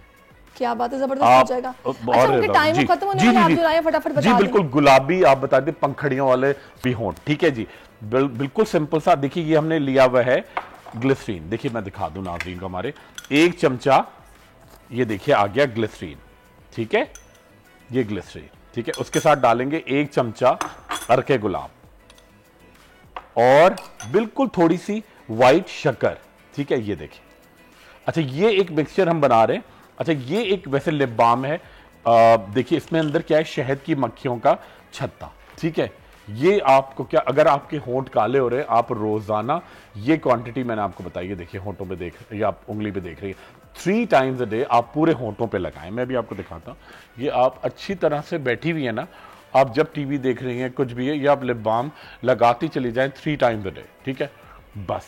और आप, अच्छा इसका 3 फायदे हैं। अच्छा ये जो आपने चीजें मिक्स की हैं उन्हीं का मिक्सचर। अच्छा ये तो देखिए आपका नॉर्मल ट्रीटमेंट है, आप होंठ आपके गुलाबी रहेंगे। अच्छा अगर आपके बिल्कुल काले हो गए और कोई आपके घर में सिगरेट पीने वाला ज्यादा है, ठीक है, तो आपने क्या किया, ये देखिए ये और ये 3 चीजें इसके अंदर मिक्स करके ये एक मिक्सचर बनेगा जोरदार सा। और जो कि आप खाली वो भी यूज कर सकते हैं, खाली वो तो खाली करना ही है आपको, ठीक है। अगर कंडीशन बहुत बिगड़ी हुई है, शदीद मरीज जो है काले होंठ हो चुके, 1 महीना ये करेंगे आप, ये देखिए मिक्सचर बना। अब ये जो बनेगा आपका बाम, लिप बाम, ये आपके बिल्कुल होंठों का मैल कुचैल निकाल के उनको नेचुरली, एक तो जो हम वो करते हैं ना इंजेक्शन लगा लगा के, आजकल आपको पता है लड़कियों को पफी होंठ, एक तो पफी भी होंगे, इससे होंठों का कालापन बिल्कुल जाएगा, छिलके निकलना बंद होंगे। जो बच्चे छोटी क्लासेस में ना जबान फेरते रहते, आप ये डेली करें। हाँ बिल्कुल, इससे ड्राइनेस भी नहीं होगी, रंगत भी उसकी साफ होगी और आपके होंठ जो है ना वो फटेंगे भी नहीं, आगे सर्दियां भी आ रही हैं। और समझिए इसके अंदर एक्सट्रैक्ट है शहद की मक्खियों का छत्ता, जो मोम की तरह आता है, वो गला के, जी बिल्कुल, वो बीज वैक्स, सही कह रही है, वो बना हुआ, तो आप ये लगाएं, आपके होंठ बिल्कुल पंखड़ी दोबारा होंगे। जी बहुत शुक्रिया डॉक्टर खुर्रम हमारे साथ मौजूद रहे, और यकीनी तौर पर आपको बहुत सारे टोटके मिले होंगे, बहुत सारी अच्छी अच्छी बातें सुनने को मिली होंगी। ब्रेक अप लेते हैं, ब्रेक के बाद वापस आते हैं। Stay with us, thank you so much for coming. Thank you so much. आजकल जिंदगी ही सुबह आउट ऑफ कंट्रोल है, दुनिया बोल है, दुनिया बोल है। जी वेलकम बैक नाजरीन, और एक बहुत ही अहम मसला जिस पर मैं बात करूंगी, तालीमी इदारों में ब्लैक मेलर्स का राज है। इससे पहले आपने देखा कि बहावलपुर यूनिवर्सिटी के चर्चे सोशल मीडिया पर रहे और किस तरह के हक़ाइक़ सामने आए।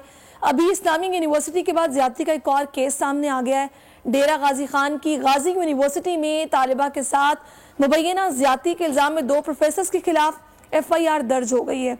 तफ्तीश शुरू कर दी गई है। BS फिजिक्स की तालिबा ने वीडियो पैगाम में बताया कि यूनिवर्सिटी के प्रोफेसर्स ने अपनी हॉस्टल बुलाया, बाद में ब्लैकमेल करते रहे। उन्होंने क्या कहा, पहले आप सुनिए। जफर वजीर और डॉक्टर खालिद खट्टक ने मेरे साथ बहुत ज़्यादा ज़्यादती की है। मुझे अपने हॉस्टल बुलाया, एक रात मैं वहीं रही। उसके बाद ये लोग मुझे ब्लैकमेल करते हैं, मेरी छोटी सिस्टर को ब्लैकमेल करते हैं कि मैं इधर डिपार्टमेंट में किसी भी टीचर को, हेड को कोई बात ना बताऊं। एक तो इन्होंने ज्यादती की है मेरे साथ, दूसरा ये लोग जो है इंतहाई ये तशवीशनाक सूरत हाल है। ख़वातीन के साथ जो कुछ किया जा रहा है, और वो भी दरसगाहों में ये सब कुछ हो रहा है, और असातिज़ा जो कि वालिद का दर्जा रखते हैं वो पता नहीं क्या कर रहे हैं। फिलहाल क्या कार्रवाई हुई है ये जानने के लिए डेरा गाजी खान से इस वक्त हमें ज्वाइन कर चुके हैं हमारे नुमाइंदे शेर अफगन। बताइएगा क्या सूरत हाल है, पुलिस ने क्या कार्रवाई की अब तक? जी शुक्रिया आपने मुझे लाइन पे लिया। मैडम पहली बात तो ये है कि ये जो वाकया है ये इसी साल जनवरी-फरवरी का ये वाकया है। उस वक्त इस बच्ची ने यूनिवर्सिटी इंतजामिया को दरखास्तें दी थी, लेकिन उस वक्त यूनिवर्सिटी इंतजामिया ने इस पर कोई कार्रवाई नहीं की थी। उसके बाद ये लड़की मई में मंजर आम पे आई थी जब मई में उन्हें प्रोफेसर के खिलाफ या मीडिया में ये मसला हाईलाइट होना शुरू हुआ, तो उस वक्त उन्होंने वक्ती तौर पर इन दोनों असातिज़ा को यूनिवर्सिटी इंतजामिया ने मुअत्तल किया था, लेकिन मजीद उन्होंने कोई कार्रवाई नहीं होने दी। इसमें कुछ सियासतदान भी इन्वॉल्व हुए थे। अब चूंकि इस्लामिया यूनिवर्सिटी भावलपुर का स्कैंडल जो है वो मंजर आम पे आया और उसके बाद दोबारा जो है ये मसला भी उठा और इस लड़की के इस वक्त यूनिवर्सिटी से एक्स हो चुकी है। इसने अब 2 माह पहले अपनी डिग्री कंप्लीट की है। अब जाकर जो है यूनिवर्सिटी इंतजामिया ने भी कार्रवाई की है और इस पर पुलिस के आईजी ने भी नोटिस लिया है, जिस पर पुलिस ठीक है शेर, देखते हैं कि इस मामले में आगे क्या होता है, क्योंकि हाई ऑफिशियल्स ने नोटिस तो ले लिया है और यकीनी तौर पर कार्रवाई भी होगी जो भी इसमें मुलव्वस है उनके खिलाफ। बहुत शुक्रिया आपका, क्योंकि बड़ा ये बोल्ड स्टेप है कि एक तालिबा इस तरह से सामने आके बात कर रही है। अदरवाइज खवातीन खामोश हो जाती हैं, डर जाती हैं, घबरा जाती हैं। लेकिन बड़ी अच्छी बात है, इसी तरह इस तरह की काली भेड़ों को बेनकाब किया जाएगा और कैफरे किरदार तक पहुंचाया जाएगा। आगे बढ़ेंगे, कुछ बात करते हैं Asian champions trophy hockey tournament में पाकिस्तान टीम आज अपना आखिरी ग्रुप मैच खेलेगी। रिवायती हरीफ भारत से होने वाले मार्के में कामयाबी या मैच बराबर रहने की सूरत में ग्रीन शर्ट्स सेमीफाइनल के लिए क्वालिफाई कर सकते हैं। इसी सारी सूरत हाल पर बात करने के लिए साबिक हॉकी के प्लेयर हैं समीउल्लाह साहब हमें ज्वाइन कर चुके हैं और अजीम जाफरी साहब भी हमें मुस्तकबिल का हाल बताने के लिए हमारे साथ मौजूद हैं। तो समी साहब, पहले तो मैं आपका शुक्रिया अदा करूंगी और वेलकम मैं अजीम जाफरी साहब को भी करूंगी। समी साहब बताइएगा, क्या एक्सपेक्टेशन है आपकी, कैसे देख रहे हैं आप टीम की परफॉर्मेंस को? अस्सलाम वालेकुम। जी वालेकुम सलाम। ओवरऑल आप देखें तो पाकिस्तान की टीम अच्छा खेल रही है और लेकिन एक सिर्फ जीत मिली इनको, एक और अगर जीत मिलती तो काफी बेहतर होता। खास तौर पे जो टीम में थोड़ी जो खामियां हैं वो है पेनल्टी कॉर्नर की कन्वर्शन की और दूसरा जो है कि फिनिशिंग अच्छी नहीं है। नौजवान खिलाड़ी हैं, सीख जाएंगे। विद इन एशिया अगर इतनी मेहनत के बाद ये रिजल्ट है तो कोई बुरा नहीं, लेकिन इंटरनेशनली इनको और मेहनत करनी पड़ेगी। जैसे आपने फरमाया कि भारत स्टेट फाइनल में पहुंच जाएगा और सेमीफाइनल में पहुंच जाएगा, पाकिस्तान के भी चांसेस हैं अभी भी कि अगर वो भारत से कम मार्जिन से हारे तो जापान किसी और चीज से कम मार्जिन से हारे तो पाकिस्तान क्वालिफाई कर जाएगा। हमारी दुआ है कि पाकिस्तान की हॉकी टीम काफी अर्से के बाद बाहर गई है तो क्वालिफाई करे और सेमीफाइनल इंशाल्लाह। इंशाल्लाह। अजीम साहब आप बताइएगा, सितारे क्या कह रहे हैं टीम के? जी अस्सलाम वालेकुम। वालेकुम अस्सलाम। नहीं, इंशाल्लाह क्वालिफाई कर जाएगा, इंशाल्लाह क्वालिफाई कर जाएगा। अच्छे सितारे चल रहे हैं इस वक्त तक तो। चले जी, बड़ी अच्छी बात है। अच्छा समी साहब, आपको क्या लगता है ये जो ट्रेनिंग हमारे प्लेयर्स को मिल रही है या जो फैसिलिटीज मिल रही हैं वो अप टू द मार्क हैं या फिर बड़ी इंप्रूवमेंट की जरूरत है? बड़ी अच्छी बात है कि इन हालात में भी ये लोग परफॉर्म करते हुए यहाँ तक तो एटलीस्ट पहुंचे हैं। बहुत सख्त जरूरत है हुकूमत पाकिस्तान की कोऑपरेशन की और जिसको कहते हैं कि सपोर्ट की। आप देखें सिवाय क्रिकेट के कोई भी ऐसा खेल नहीं है जो चल रहा हो सिवाय हॉकी के। सिर्फ इसकी पैटें चाहिए, अच्छे लोग चाहिए। खेल तो हर एक खेलता है, देखें आप बैडमिंटन देखें, टेबल टेनिस देखें, कोई गेम देखें हो रही है, लेकिन मेन अब इंटरनेशनल स्टैंडर्ड इतना अच्छा हो गया, एशिया का स्टैंडर्ड इतना अच्छा हो गया, उसकी वजह से हमें ग्रूमिंग चाहिए और ग्रूमिंग खिलाड़ियों की तभी होगी जब उनको पता चलेगा कि वीडियो पे प्रोग्राम देखेंगे कि कैसी एक्सरसाइज की जाए, कौन सा मसल स्ट्रॉन्ग किया जाए। अगर ये सब करेंगे तो पाकिस्तान में अभी भी टैलेंट है, सही टैलेंट की कमी नहीं है, लेकिन थोड़ी सी तवज्जो की जरूरत है। अजीम साहब, कब हम तवज्जो देंगे इस खेल की तरफ? इसका उरूज अब आप दोबारा देख रहे हैं? अजीम साहब जी हेलो जी, मैं आपसे पूछ रही हूँ कि हॉकी का उरूज क्या हम आगे आने वाले वक्त में देखेंगे फिर से? हॉकी का हम इंशाल्लाह देखेंगे। नवंबर ऑनवर्ड्स ना बड़ी चेंजेस लाएंगे ये हॉकी वाले, तो अच्छा। उस पे फिर आप देखिएगा इंशाल्लाह हॉकी में काफी आपको उसका फ्यूचर ब्राइट नजर आएगा। अच्छा है अजीम साहब ये बात कर रहे हैं, तो हुकूमत पाकिस्तान ने कुछ फेडरेशन की तब्दीली की भी बात की है, बिल्कुल सही फरमा रहे हैं। तो अल्लाह करे कुछ बेहतर लोग आए, बेहतर करें हॉकी के लिए। लेकिन अक्टूबर में तो एशिया कप होने जा रहा है, तो फिर इसका मतलब है कि तवज्जो कुछ बटेगी अजीम साहब? कुछ बटेगी, मगर उसमें भी जब तक कुछ ना कुछ तब्दीलियां आ चुकी जा रहा है ना। एशिया कप भी है, वर्ल्ड कप भी है, बड़े बड़े इवेंट्स हैं जो कि क्रिकेट की दुनिया से आ रहे हैं, बड़े बिजी हैं हमारे खिलाड़ी। खेलों का मुस्तकबिल क्या है? हॉकी का कोई वर्ल्ड कप खेलों का मुस्तकबिल अच्छा गेम है। जी जी जी सर बोलिए, फरमाइए। जी इसके बाद गेम्स है अगले साल। जी बताएं, आप बताइए। सही। अच्छा, वैसे मैं आपसे ये जानना चाहूंगी समी साहब कि ये जो अभी सारी सूरत हाल है, आपको इसके पीछे वजूहात क्या समझ आई हैं? एक वक्त था, आप लोगों ने भी इतना जबरदस्त खेला है, आप लोगों का नाम है, आप लोग एकेडमी का दर्जा रखते हैं, लेकिन आपकी उस तरह से काविशें, खिदमात लेने की जहमत क्यों नहीं की गई कि आज जिस लेवल पर क्रिकेट है उसी लेवल पर हॉकी भी होता? क्यों ऐसा नहीं किया गया? वजूहात क्या रही हैं इसकी? उसकी वजूहात ये है कि क्रिकेट एक जैसे इंडिपेंडेंट बॉडी है, पाकिस्तान क्रिकेट बोर्ड, उनकी अपनी इनकम भी है वर्ल्ड वाइड। हालांकि 15 टीमें खेलती हैं, लेकिन इनकम वाइज वो बहुत हैं, जबकि बाकी सारे जितने स्पोर्ट्स हैं, हॉकी और बाकी स्पोर्ट्स, वो 10 सालों से हुकूमत पाकिस्तान ने डिपार्टमेंट बंद कर दिए, खिलाड़ियों को जॉब नहीं मिल रही, फिर कोविड की वजह से बाहर लीग खेलने नहीं गए तो उनकी इनकम कम हो गई, तो आहिस्ता आहिस्ता उनका इंटरेस्ट खत्म हो गए। अब हालात ठीक हुए हैं, बेहतर हुए हैं, तो फेडरेशन में अच्छे लोग आए, प्रोग्राम दें। हुकूमत पाकिस्तान चाहती है, ये प्राइम मिनिस्टर चाहते हैं कि स्पोर्ट्स बेहतर हो, तो उसके लिए जरूरी है कि अच्छा प्रोग्राम दे पाकिस्तान स्पोर्ट्स बोर्ड को। आप उसमें अंडर 18, अंडर 20 और फिर सीनियर टीम बनाएं। ये सिर्फ अच्छी नीयत के साथ अगर पाकिस्तान हॉकी फेडरेशन काम करेगी और अच्छे लोग साथ होंगे, तो अभी भी हुकूमत चाहती है कि पाकिस्तान की हॉकी बेहतर हो। सही। और चलिए, बड़ी अच्छी बात है अगर समी साहब ये नियत है। मैं अजीम साहब आपकी तरफ आऊंगी। जब अच्छे लोग आते हैं तो चीजें जो है वो अच्छी होना शुरू हो जाती हैं। तो आज भी कुछ नाम सामने आने हैं, ऐलान मुतवक्के है नए हमारे निगरान वज़ीर आज़म का, तो आप क्या एक्सपेक्टेशंस रख रहे हैं? क्या सूरत हाल बनती देख रहे हैं? नहीं, नए नामों में तो मैंने किसी का नहीं देखा अभी तक, क्योंकि इतने नाम आ रहे हैं, रोज एक नया नाम आ रहा होता है। मगर मैं यहाँ ये एक सवाल करना चाहूंगा कि जो हमारे क्रिकेट बोर्ड का चेयरमैन लगता है, वो कोई कभी ऐसा नहीं आएगा हमारे मुल्क में जिसने खुद क्रिकेट खेली हो? बिल्कुल सही फरमाया।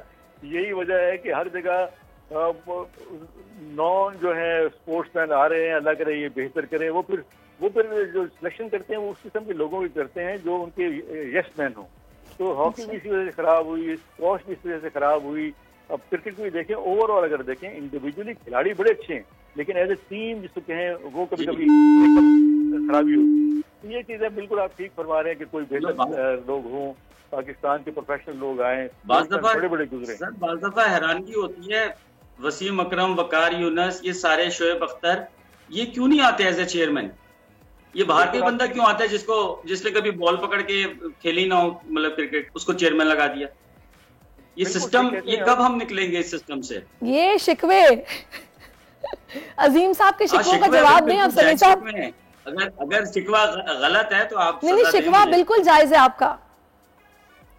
देखिए, बिल्कुल अजीम साहब ने ठीक कहा कि जगह सही हो, सही लोग लगाए जाएं तो पाकिस्तान का हाल भी बेहतर हो जाए। बिल्कुल अजीम साहब सही कहते हैं कि हम इस उम्र में हैं कि हम चाहते हैं पाकिस्तान स्पोर्ट्स के अलावा भी ऊपर जाए, और अल्लाह करे ऊपर जाएगा, लेकिन नेक नियत लोग, बेहतर लोग और सारी कौम की सपोर्ट हो तो इंशाल्लाह पाकिस्तान में सब कुछ है, पाकिस्तान बेहतर हो सकता है। इंशाल्लाह उम्मीद अच्छी रखनी चाहिए। अच्छा, ये जो अजीम साहब आपसे मैंने सवाल किया था, आप कह रहे हैं कि डेली नया नाम सुन रहे हैं, तो इस पर इख्तलाफ रहेगा या इत्तफाक होगा?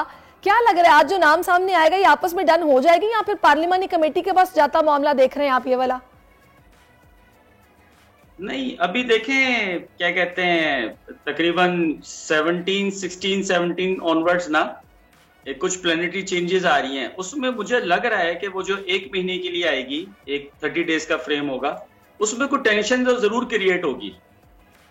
अच्छा, टेंशन क्रिएट होगी, कोई ना कोई तो खिचड़ी, हाँ जी, कोई ना कोई तो खिचड़ी बनेगी, भाई ये नहीं ऐसा हो रहा है और ये हमें काम नहीं करने दिया जा रहा और ये दिया जा रहा। वैसे तो माशाल्लाह हमारे मुल्क में बहुत काम हो रहा है, इवन कि अब तो दादा दरबार का जो लंगर और वो नजराना है वो भी ऑनलाइन हमने कर दिया माशाल्लाह। ये हम शुरू हो गया, नजर आना शुरू हो गया कि हमारे मुल्क में तरक्की की राहें। समी साहब कुछ कहना चाह रहे हैं? तरक्की की राहें खुल रही हैं। आप बिल्कुल अजीज साहब, आपने बड़ी अच्छी बात की कि यही कुछ कर सकते हैं जो कि और कंस्ट्रक्टिव कोई काम नहीं कर सकते। हर दूसरे दिन एक्सीडेंट हो रहे, ट्रेन के लाखों जाने जा रही हैं, उस पर हुकूमत कोई भी बेहतर काम नहीं कर रही। ये चीजें करनी चाहिए। आप ठीक फरमा रहे हैं कि वेलफेयर अपनी जगह पे हो, लेकिन सॉरी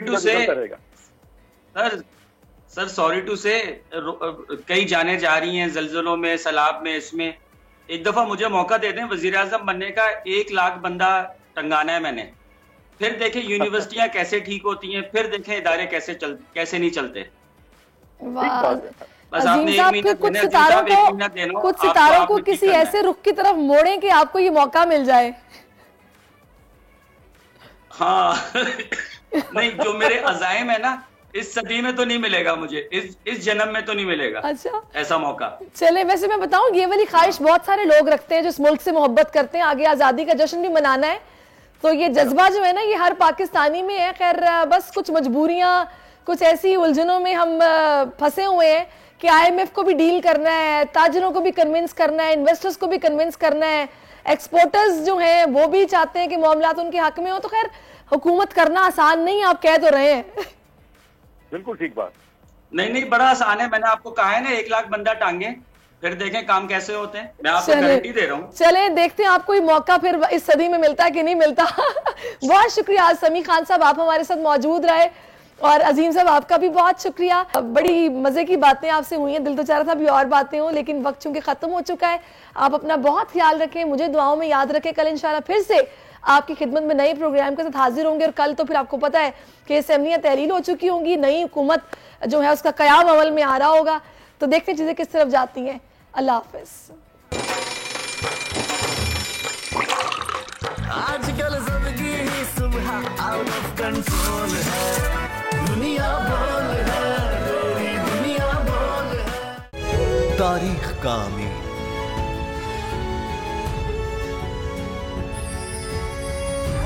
आजादी की अलामत,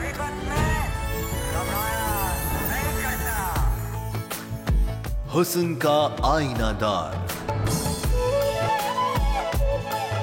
फिक्रो नजरिए की अक्कास, सरफराजी का गवाह, यानी हम सबका निगहबान पाकिस्तान।